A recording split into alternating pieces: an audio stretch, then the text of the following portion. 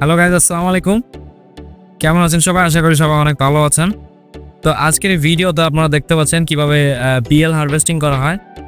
তো এখানে গলদা চিংড়ির ডিম আপনারা জেনে থাকবেন। গলদা চিংড়ির ডিম নিয়ে বাংলাদেশে বহুত হ্যাচারি আছে যেগুলা বিএল তৈরি করে চলেছে। তো এখানে আমাদের বিদেশ থেকে লার্ভি আসছে এবং এখানে এগুলা 30 দিন যাবত এখানে স্টে করছে এর ভিতরে, এই ট্যাঙ্কের ভিতরে।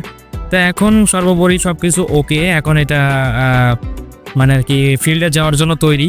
এরা এখন নতুন নতুন পানিতে যাবে, নতুন গেরের ভিতরে যেয়ে আরও অনেক ভালো মানের খাবার খাবে এবং ভালো পরিবেশে থেকে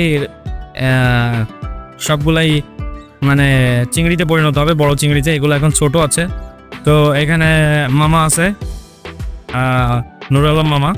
তো উনি হলো এটা হারভেস্টিং করতেছে এবং আপনাদেরকে দেখাবো যে কত কাছ থেকে একটু দেখাবো। মামা একটু দেখান তো, মামা একটু চিংড়ি মাছ দেখান।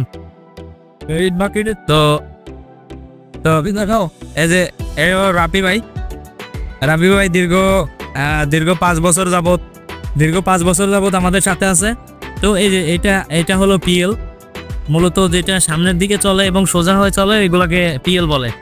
আর ফার্স্ট স্ট্যাকিং এ যেটা দেওয়া হয়, মানে এর ভিতরে যে ডিম দেওয়া হয়, ডিমগুলা সাধারণত উল্টা চলে এবং উপর হয়ে চলে। তো আমাদের যদি পরবর্তীতে ভিডিও করার চান্স পাই, তো পরবর্তী ভিডিওতে আপনাদেরকে দেখানোর চেষ্টা করব লার্ভিগুলা। তো লার্ভিগুলা কিভাবে হারভেস্ট করা হয়, কিভাবে কি করা হয়, তো সেগুলো আপনাদের পরবর্তী ভিডিওতে যদি সম্ভব হয় তাহলে দেখাতে পারবো আশা করি।